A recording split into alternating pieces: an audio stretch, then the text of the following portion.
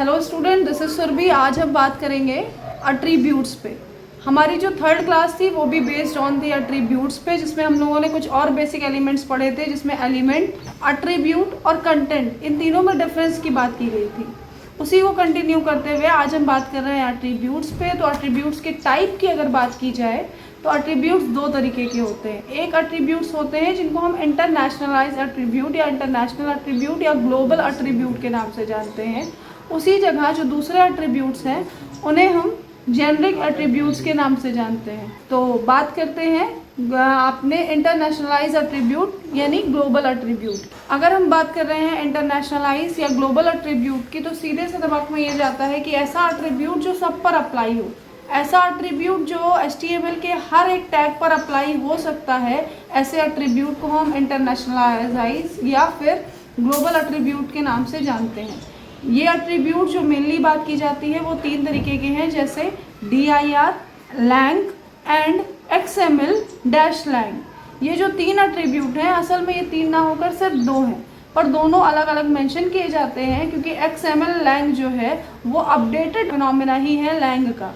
But ये दोनों ही चीज़ें अभी भी यूज़ हो रही हैं और दोनों अलग अलग फिनोमेना में यूज़ हो रही हैं, इसलिए हम काउंट करते हैं कि ये तीन है। असल में दोनों की वर्किंग भी लगभग सेम है। तो आइए इसको यूज़ करके देखते हैं। जो पहला एट्रीब्यूट है हमारा वो है dir। dir is stand for direction, यानी हमारी जो लिखने का तरीका होता है हमारा, वो हमेशा जब भी हम लिखते हैं तो वो लेफ़्ट से राइट की तरफ जाता है। नॉर्मल इंग्लिश या हिंदी जो भी हम लिखते हैं तो वो लेफ़्ट से राइट की तरफ जाता है, पर कुछ लैंग्वेजेस ऐसी होती हैं जो राइट की से लेफ़्ट की तरफ लिखी जाती हैं, जैसे अरेबिक। अगर अरेबिक की बात की जाए तो वो लैंग्वेज जो है वो उस डायरेक्शन में अपोजिट होती है। उस सिचुएशन में जब हम HTML को कोड कर रहे होते हैं तो हमें काम करने की ज़रूरत नहीं होती, जैसे डायरेक्शंस यूज़ करने की हमें ज़रूरत नहीं होती। HTML अब इतना कन्वीनियंट होता है कि वो डायरेक्शन खुद ब खुद ले लेता है। खुद ब खुद लेने का इन सेंस ये है कि हम इंग्लिश लैंग्वेज यूज़ कर रहे हैं, तो हमने आपको दिखाया था कि जब हम HTML4 इस्तेमाल कर रहे थे तो HTML4 को यूज़ करते टाइम हम लोगों ने बहुत सारा सोर्स पाथ लिखा था, जिसमें ये भी मेंशन था कि जो लैंग्वेज है वो इंग्लिश है। अगर वहाँ पर वो लैंग्वेज इंग्लिश है तो इट मीन कि वो लेफ़्ट टू राइट ही जा रही होगी, ये अंडरस्टूड होता है। और इसी के साथ साथ हमें डायरेक्शंस देने की कभी ज़रूरत पड़ती ही नहीं है। इस वजह से dir एट्रीब्यूट जो है वो मिस हो जाता है, या हमें पता ही नहीं होता कि इस तरीके का भी कोई एट्रीब्यूट है। अगर हम बात कर रहे हैं HTML5 की, तो HTML5 में जो कन्वेंशन आपने HTML4 में पढ़ा था उसी को शॉर्ट फॉर्म में लिखा गया। और शॉर्ट फॉर्म में लिखने के साथ साथ वहाँ पर हमने क्या किया, exclamatory doc type is equal to HTML। इतने से ही वो सारा कोड एक वर्ड में आकर रह जाता है, और इसलिए हम इसको कहते थे कि ये अपडेट हो चुका है। साथ ही साथ हम बात कर रहे हैं जब डायरेक्शन की, तो डायरेक्शन देते टाइम हमेशा एट्रीब्यूट अगर है तो उसकी कोई ना कोई वैल्यू होगी। हाँ, ये फिक्स नहीं है कि हर एट्रीब्यूट की ही वैल्यू हो, पर मोस्टली एट्रीब्यूट ऐसे देखे गए हैं जो एट्रीब्यूट के साथ अपने अंदर वैल्यू को भी रखते हैं।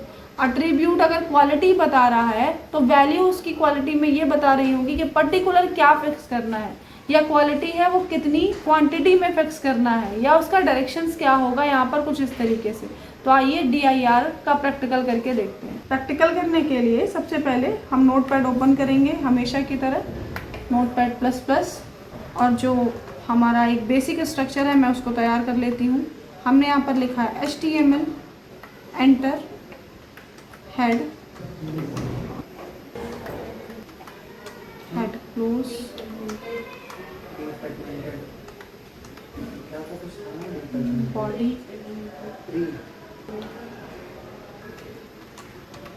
Body close,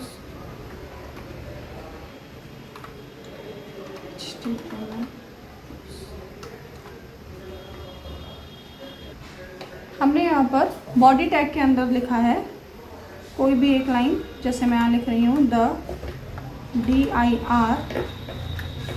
attribute allow us to indicate to the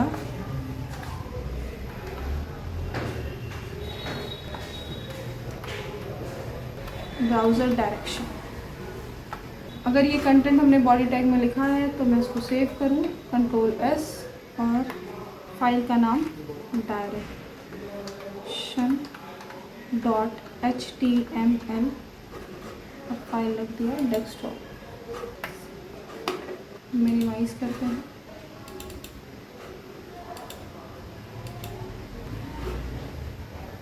और ये देखिए जो रनिंग कोड है वो उस तरीके से रन कर गया। और यहाँ पर है dir attribute allow was to indicate the browser direction।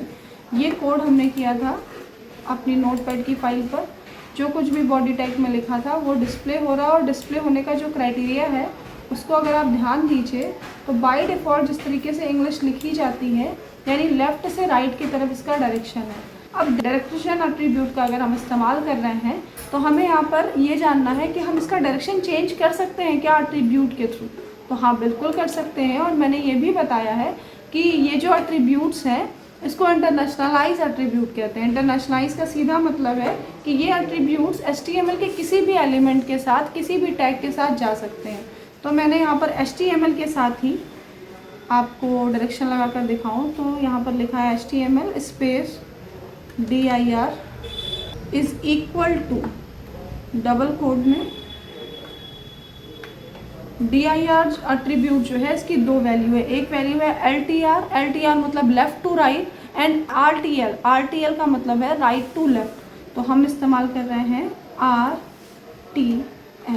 RTL is stand for right to left. इसको मैंने किया सेव और इधर किया रिफ्रेश। तो ये लाइन जो अभी लेफ़्ट टू राइट दिख रही थी वो राइट टू लेफ़्ट शो होने लगी। तो होप सो कि आपको ये डायरेक्शनल एट्रीब्यूट समझ में आया होगा कि हम इस एट्रीब्यूट का यूज़ करके किसी भी लाइन के पैराग्राफ में चेंज कर सकते हैं, उसका डायरेक्शन बदल सकते हैं कुछ इस तरीके से।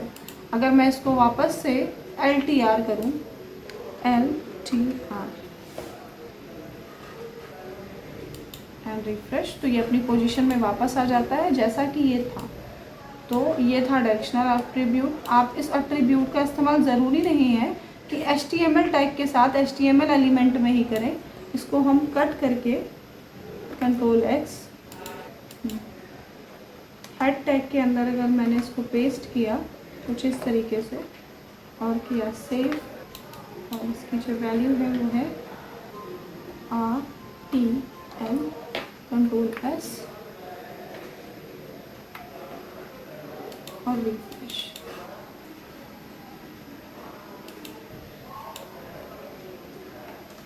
अब हम इसको वापस से करेंगे यहाँ से कट, Ctrl+X और इसको पेस्ट करते हैं अपने बॉडी टैग के साथ। हेड पर अप्लाई नहीं होगा, Ctrl+V, Ctrl+S और इधर रिफ्रेश। तो ऑलरेडी RTR लगा हुआ है, इसको हम लेफ़्ट टू राइट कर लें। तो हमने किया LTR left to right, Ctrl+S, Alt+F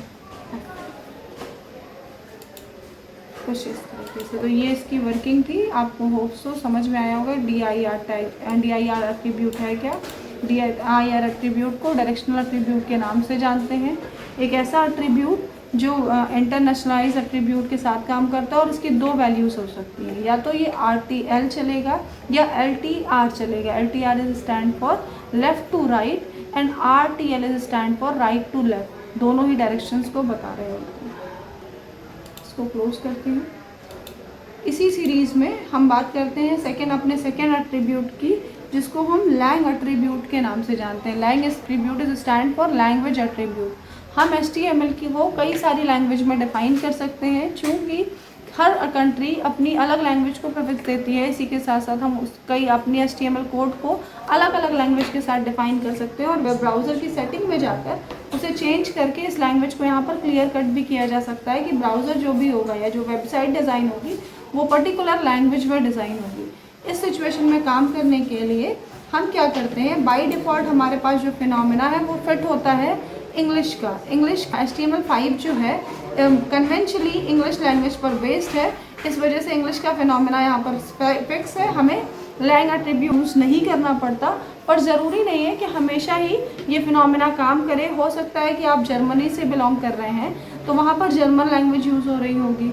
हो सकता है आप किसी और कंट्री से बिलोंग कर रहे हैं, फ्रांस से बिलोंग कर रहे हैं, तो आप जो लैंग्वेज है वो इंग्लिश नहीं होगी। इस सिचुएशन में हमें ये करना होगा कि हम लैंग्वेज सेट कर पाएँ और हम वेब साइट अपनी पर्टिकुलर लैंग्वेज में ही डिज़ाइन करना चाहते हैं, तो बहुत सारी चीज़ें जो हैं वो वेब ब्राउज़र रीड नहीं कर पाता। तो आइए देखते हैं कि लैंग एट्रीब्यूट यूज़ कैसे किया जाता है। तो लैंग एट्रीब्यूट यूज़ करने के लिए हम यहाँ पर लिखते हैं, चूँकि लैंग एट्रीब्यूट जो है वो भी एक इंटरनेशनलाइज एट्रीब्यूट ही है, इसीलिए इसका भी यूज़ जो है किसी भी एलिमेंट के साथ किया जा सकता है। हम यहाँ पर लैंग एट्रीब्यूट का इस्तेमाल HTML के साथ करके देखते हैं। तो लैंग एट्रीब्यूट को इस्तेमाल करने के लिए जो एट्रीब्यूट का नाम है वो है LANG, lang is equal to इसकी वैल्यू। अब जब आप इसकी वैल्यू की बात करेंगे तो इसकी वैल्यू में आपको लैंग्वेज का कोड देना होता है, और हमेशा लैंग्वेज का जो कोड है, अगर मैं बात करूँ इंग्लिश की, तो इंग्लिश लैंग्वेज का जो कोड है वो ISO पर आपको मिल जाएगा। तो फिलहाल मैं आपको बता दूं कि इंग्लिश लिखने के लिए जो कोड है वो डबल कोड में हम लिखते हैं EN is stand for English. ये रही इसकी वैल्यू। अच्छा, कुछ फिनोमेना आपको समझ में आ गया होगा कि यहाँ पर ये जो ब्लू कलर से लिखा होता है वो होता है टैग, जो रेड कलर से मेंशन होता है वो होता है एट्रीब्यूट, और जो पर्पल कलर से मेंशन है वो है एट्रीब्यूट की वैल्यू। इस बात का ध्यान दीजिएगा, यहाँ पर EN जो है वो लैंग नाम के एट्रीब्यूट की वैल्यू है। तो मैंने इसको ये सेट किया, सेट करने के बाद हमने किया कंट्रोल S और कुछ इस तरीके से।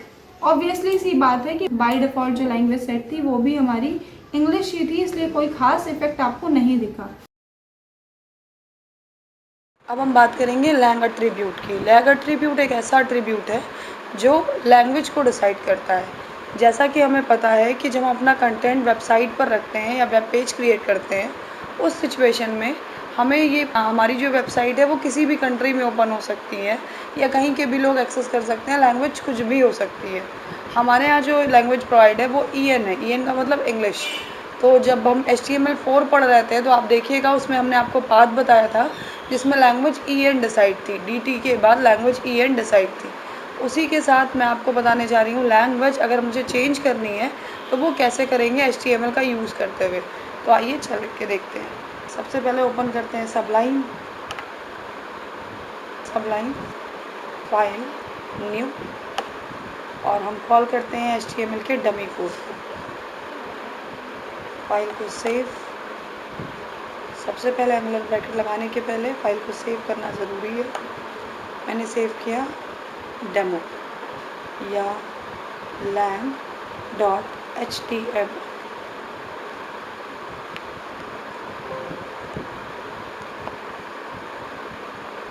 फाइल हमने सेव कर ली है।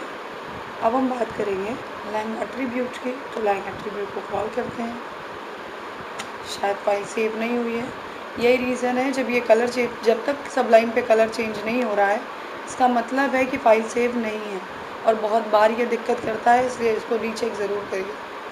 Save S,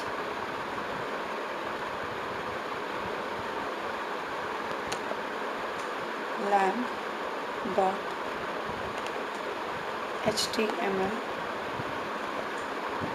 save. अभी ये कलर आ गया है। अब मैं लिखूँगी HTML, और जैसे ही हम HTML लिखेंगे वैसे ही इसका डमी कोड कॉल हो जाएगा कुछ इस तरीके से। टाइटल में मैंने लिखा लैंग एट्रीब्यूट,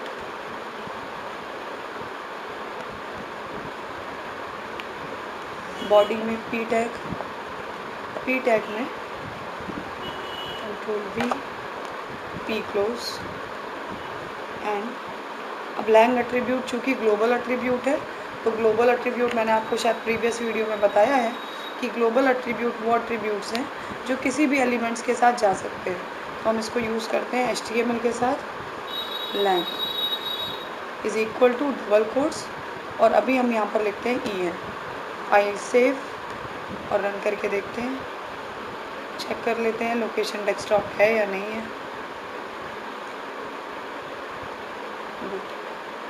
फाइल की लोकेशन ऑलरेडी डेस्कटॉप ही है।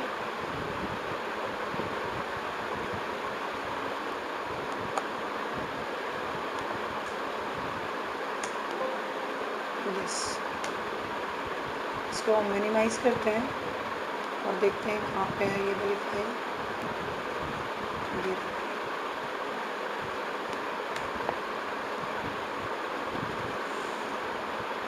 यहाँ पर ध्यान से देखिए, अभी जो लैंग्वेज आ रही है वो इंग्लिश हमें चूज़ करनी है, तो हम इंग्लिश को स्विच कर सकते हैं। क्यों? क्योंकि हमने लैंग एट्रीब्यूट लगाया है। अगर मुझे बाय डिफ़ॉल्ट लैंग्वेज भी हमारी इंग्लिश ही है, तो अभी तक तो कोई दिक्कत नहीं है। अब हम एल टैब करते हैं और अगर मुझे यहाँ पर जर्मन करनी है और यहाँ पर EN की जगह मैं लिखती हूँ DE। DE जो कीवर्ड है, वैल्यू है कीवर्ड्स की, वो जर्मन के लिए। हम फाइल को अगेन सेव करते हैं और ब्राउज़र को चेक करते हैं। रिफ्रेश। जैसे ही मैंने इसे रिफ़्रेश किया, यहाँ पर जर्मन ऑप्शन आने लगा। इट मीन कि HTML की कोडिंग जर्मन लैंग्वेज में भी पॉसिबल है। इसी तरह लैंग्वेज की बहुत सारी वैल्यूज़ हैं। आप किसी भी लैंग्वेज में अपने HTML की कोडिंग कर सकते हैं। तो आई होप कि ये लैंग एट्रीब्यूट आपको समझ में आए।